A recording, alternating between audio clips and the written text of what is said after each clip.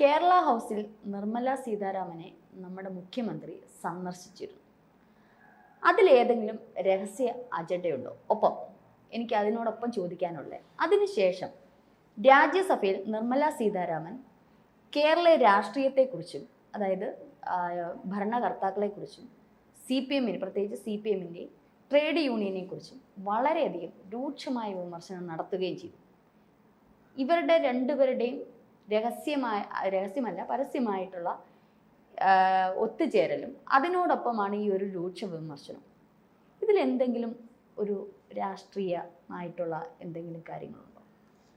ഇത്തരത്തിൽ ഈ കേരള ഹൗസിൽ നമ്മുടെ മുഖ്യമന്ത്രി പിണറായി വിജയനും കേന്ദ്ര ധനമന്ത്രി നിർമ്മല സീതാരാമനും തമ്മിൽ ചർച്ച നടത്തി. കേരളത്തിൻ്റെ സാമ്പത്തിക പ്രതിസന്ധിയെക്കുറിച്ചും ഒക്കെയാണ് ചർച്ച നടത്തിയത്. ഗവർണർ വിളിച്ച ഒരു എന്താ പറയുക, പ്രാതൽ കഴിക്കാനായിട്ട് വിളിച്ചു. ആ സൽക്കാരത്തിനിടയ്ക്കാണ് ഇത് നടന്നത്. അപ്പോൾ ഇതിനെക്കുറിച്ച് പ്രതിപക്ഷം അടക്കമുള്ളവർ ആരോപിച്ചത് പിണറായി വിജയൻ്റെ മകളുടെ കേസുകൾ ഇത് ഈ കേന്ദ്ര ധനമന്ത്രാലയത്തിന് കീഴിൽ വരുന്ന serious fraud investigation office SFIO അവരന്വേഷിക്കുന്നുണ്ട്. ഈ മാസപ്പടി എന്നാണ് പൊതുവെ മാധ്യമങ്ങളൊക്കെ അതിന് പറയുന്നത്. ഈ മാസപ്പടി എന്നുള്ള വാക്ക് എത്ര ശരിയാണെന്നുള്ളത് അന്വേഷിച്ച് അറിയേണ്ടതാണ്. അതവിടെ നിൽക്കട്ടെ. പക്ഷേ ഈ വീണ വിജയൻ കൈക്കൂലി വാങ്ങി എന്നൊക്കെ പറഞ്ഞാണ് ആ കേസ് മുന്നോട്ട് പോകുന്നത്. അത് അട്ടിമറിക്കാനാണ് എന്ന ആക്ഷേപമാണ് പ്രധാനമായിട്ട് ഉയർന്നത് ഈ കൂടിക്കാഴ്ചയെ സംബന്ധിച്ച്.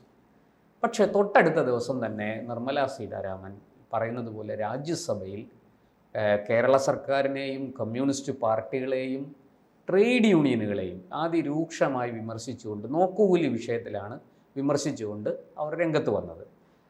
നമുക്കറിയാം, നിർമ്മല സീതാരാമൻ കാര്യങ്ങൾ വളരെ പഠിച്ച് പറയുന്ന പരിണിതപ്രജ്ഞയായ ഒരു രാഷ്ട്രീയ നേതാവാണ്.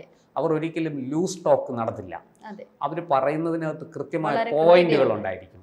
ചാട്ടുളി പോലെയാണ് അവരുടെ വാക്കുകൾ വരുന്നത്.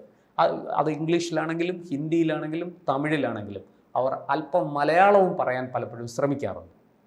അങ്ങനെയുള്ള പ്രത്യേകിച്ച് കേരളത്തിൽ നിന്നുള്ള MP-മാരെടുത്ത് അവർ ഒന്നുകിൽ തമിഴിലോ മലയാളത്തിലോ ഒക്കെ മറുപടി പറഞ്ഞിട്ടുണ്ട്. ചെറിയ വാക്കുകൾ മലയാളത്തിലേക്ക് അവർ പറയും.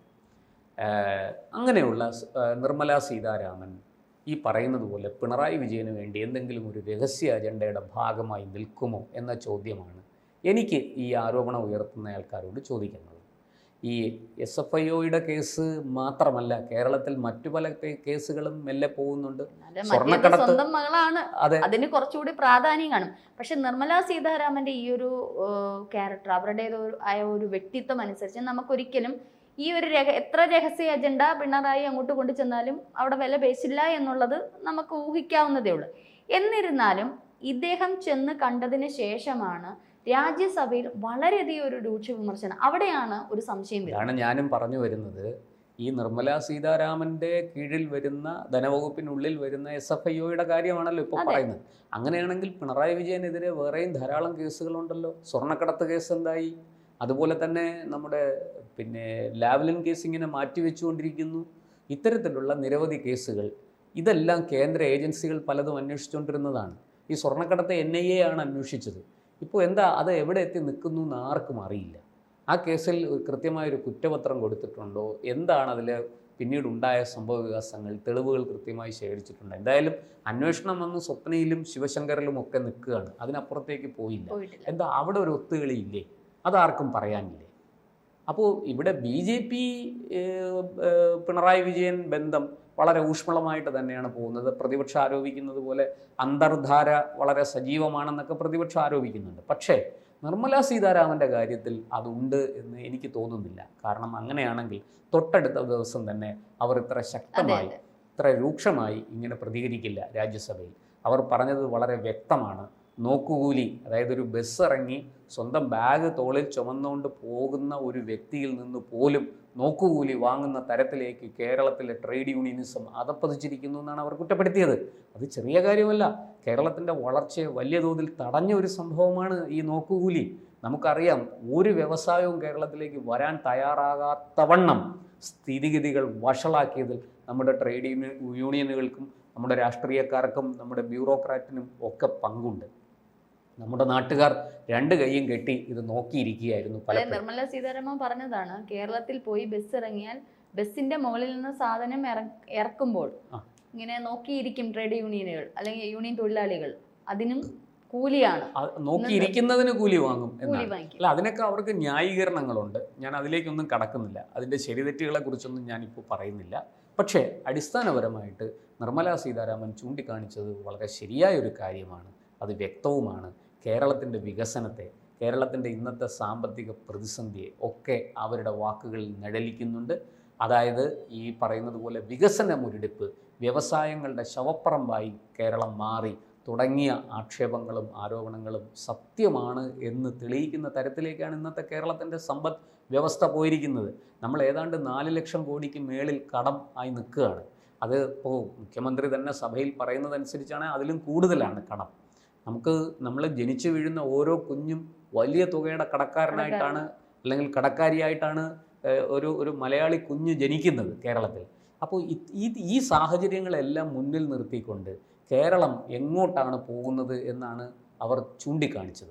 ഇത് കേരളത്തിലെ എം പിമാർക്ക് ഈ പറയുന്നത് പോലെ നമുക്കറിയാം, CPM-ൻ്റെയും CPI-യുടെയും കോൺഗ്രസിൻ്റെയും ഒക്കെ എം പിമാരുണ്ട്. BJP-ക്ക് ആകെ അവിടെ എത്ര എം പിമാരുണ്ടെന്നും അതിൽ സുരേഷ് ഗോപി ഇവിടെ നിന്ന് ജയിച്ചു, മന്ത്രിയായി. പക്ഷേ ഈ പറയുന്നത് അദ്ദേഹം ഒറ്റയ്ക്കൊരു വശത്തും പാർലമെൻറ്റിലാണെങ്കിൽ രാജ്യസഭയിൽ ജോർജ് കുര്യനുണ്ട്.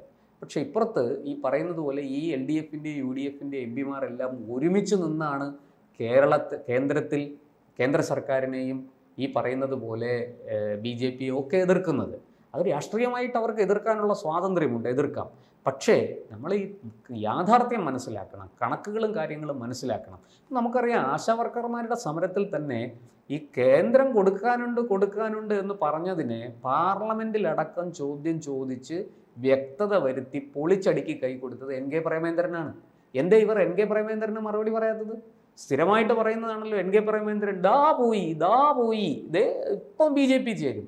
പറയാൻ തുടങ്ങിയിട്ട് 8-9 വർഷമായി. ഇനിയെങ്കിലും അവർക്കിത് നിർത്തിക്കൂടി. അപ്പോൾ അദ്ദേഹം വളരെ കൃത്യമായിട്ട് പാർലമെൻറ്റിൽ ചോദ്യം ചോദിച്ച് കേന്ദ്ര ആരോഗ്യമന്ത്രി കണക്കുകൾ ഉദ്ധരിച്ചുകൊണ്ട്, രേഖകൾ മുന്നോട്ട് വെച്ചുകൊണ്ട് വിവരങ്ങൾ പറഞ്ഞു. അതിൻ്റെ അടിസ്ഥാനത്തിൽ പ്രേമേന്ദ്രൻ കേരളത്തിൽ വന്നപ്പോൾ അദ്ദേഹം ആശാവർക്കർമാരുടെ സമരത്തിൽ പങ്കുചേർന്നുകൊണ്ട് ഇതിനെ വളരെ കൃത്യമായിട്ട് വലിച്ചു കീറി. കേരളത്തിലെ സർക്കാരും CPM-കാരും ഇടത് എം പിമാരും പറയുന്ന കള്ളത്തരം അദ്ദേഹം പൊളിച്ചടുക്കി കൊടുത്തു. ഇതുപോലെ കേന്ദ്രത്തെ വെറുതെ അനാവശ്യമായിട്ട് പഴിചാരി സ്വന്തം തടി ഊരാനാണ് CPM പലപ്പോഴും ശ്രമിക്കുന്നത്. ഈ വിവാദം പോലും ഒരു പരിധിവരെ ഈ എന്താ പറയണ്ടേ, നമ്മുടെ ഈ നിർമ്മലാ സീതാരാമനുമായി ബന്ധപ്പെട്ട വിവാദത്തിൽ പോലും മുഖ്യമന്ത്രി അതേക്കുറിച്ച് ചോദ്യം വന്നപ്പോൾ നിയമസഭയിൽ ഒരു മറുപടിയൊക്കെ പറഞ്ഞു. ചോദ്യത്തിന് ഉത്തരം പറയാൻ വേണ്ടി പറഞ്ഞു എന്നേ ഉള്ളൂ. പക്ഷെ അതിനപ്പുറത്തേക്ക് ഈ പറഞ്ഞതുപോലെ കാര്യങ്ങൾ വ്യക്തമായിട്ട് പറയാൻ ഈ നിയമസഭയിലും BJP-ക്ക് ഒരു അംഗമില്ല. അതും BJP-യുടെ ഒരു പ്രശ്നമാണ്. പക്ഷേ ഇതിനെല്ലാം ഉപരി ഞാൻ മനസ്സിലാക്കുന്നത് നിർമ്മലാ സീതാരാമൻ വളരെ കൃത്യമായിട്ട് ഞാൻ അങ്ങനെ ഒന്നിനും വഴങ്ങുന്ന ആളല്ല, അതൊക്കെ അങ്ങ് കയ്യിൽ വെച്ചാൽ മതി, ഇങ്ങോട്ട് എടുക്കണ്ട എന്ന് വളരെ വ്യക്തമായിട്ട് ഇന്ത്യൻ പാർലമെൻറ്റിൽ പറഞ്ഞു എന്നാണ് ഞാൻ മനസ്സിലാക്കുന്നത്. എന്തായാലും വരും ദിവസങ്ങളിൽ നമുക്ക് മനസ്സിലാക്കാം. ഒന്നാമത്തെ കാര്യം, ഈ SFIOയുടെ കേസ് കോടതിയിലിരിക്കുകയാണ്. ഡൽഹിയിൽ കോടതിയിലാണ് അതിരിക്കുന്നത്. അവിടെ നമുക്കറിയാം കൃത്യമായിട്ട് BJP-യുടെ ഒരു യുവ നേതാവായ ഷോൺ ജോർജാണ് ആ കേസുമായിട്ട് മുന്നോട്ട് പോകുന്നത്. ഷോൺ ജോർജിനെ പല തരത്തിൽ ഭീഷണിപ്പെടുത്തിയും പ്രലോഭിപ്പിച്ചും ഒക്കെ ആ കേസിൽ നിന്ന് അദ്ദേഹത്തെ പിന്മാറ്റാൻ ശ്രമിച്ചു. അദ്ദേഹത്തിൻ്റെ അച്ഛൻ PC ജോർജിനെതിരെ നിരവധി കേസുകളാണ് തലയ്ക്ക് വെച്ചു കൊടുത്തത്. ഈ നാട്ടിൽ നമ്മളൊന്ന് ആലോചിക്കണം, MM അക്ബർ തുടങ്ങി, മുജാഹിദ് ബാലുശ്ശേരിയിൽ തുടങ്ങി നിരവധി ആൾക്കാർ വിദ്വേഷ പ്രസംഗമായിട്ട് നടക്കുകയാണ്. അവർക്കെതിരെ അങ്ങ് ഒരു കേസുമില്ല. അവർക്ക് എന്ത് വൃത്തികേടും വിളിച്ച് പറയാം, പരമത നിന്ദ എത്ര വേണമെങ്കിലും നടത്താം, ഒരു പ്രശ്നവുമില്ല. PC ജോർജ് ചില കാര്യങ്ങൾ പറഞ്ഞപ്പോൾ ശരി, അതിൽ കഴമ്പുണ്ടെങ്കിൽ, അതിനകത്ത് അന്യായമുണ്ടെങ്കിൽ കേസെടുക്കാം, കോടതിയിൽ പോവാം. അദ്ദേഹം തെറ്റ് ചെയ്തിട്ടുണ്ടെങ്കിൽ കോടതി ശിക്ഷിക്കട്ടെ, അതിനൊന്നും ആരും എതിരല്ല. പക്ഷേ PC ജോർജിനോട് മാത്രം എന്താണ് ഈ വിരോധം? അത് സംശയാസ്പദമാണ്, അത് ദുരൂഹമാണ്. ഇവിടെ വളരെ കൃത്യമായിട്ട് ഈ SFIOയുടെ കേസിൽ ഷോൺ ജോർജാണ് വാദി, ഷോൺ ജോർജാണ് പരാതിക്കാരൻ. ഇനി ഷോൺ ജോർജിനെ അങ്ങനെ വളയ്ക്കാൻ സാധിക്കുമോ? ഷോൺ ജോർജിനെ വളച്ചാൽ തന്നെയും അവിടെ ചെന്നാൽ ഈ നിർമ്മലാ സീതാരാമനെ അത്ര എളുപ്പമാണോ കാര്യങ്ങൾ? നിർമ്മലാ സീതാരാമൻ അങ്ങനെ ഒരാളാണോ? അവരുടെ കരിയർ മുഴുവനും നമ്മളെടുത്ത് പരിശോധിച്ച് നോക്കൂ. ഒരു തരത്തിലും അവർ യാതൊരു കറയുമില്ലാത്ത, കളങ്കമേൽക്കാത്ത ഒരു വ്യക്തിത്വമാണ്. അവരുടെ ഈ പറയുന്ന രാഷ്ട്രീയ ജീവിതത്തിൽ എങ്ങും ഒരാക്ഷേപവും ഒരാരോപണവും അവർക്കെതിരെ ഉന്നയിക്കാൻ ഇന്നുവരെ പ്രതിപക്ഷ പാർട്ടികൾക്ക് സാധിച്ചിട്ടില്ല. അങ്ങനെയുള്ള നിർമ്മലാ സീതാരാമനെ ആണ് ഇവിടെയുള്ള ഈ പ്രതിപക്ഷവും CPM-ലെ തന്നെ മറ്റൊരു, അല്ലെങ്കിൽ LDF-ലെ തന്നെ മറ്റൊരു വിഭാഗവും കുറ്റപ്പെടുത്തുന്നത്. അവർ ഒത്തുകളിക്ക് തയ്യാറായി നിൽക്കുകയാണ് എന്നുള്ളത് എത്ര ബാലിശമാണ് ഇതിനെക്കുറിച്ച് പറയാൻ. അതല്ലാതെ മറ്റൊന്നും എനിക്ക് തോന്നുന്നില്ല.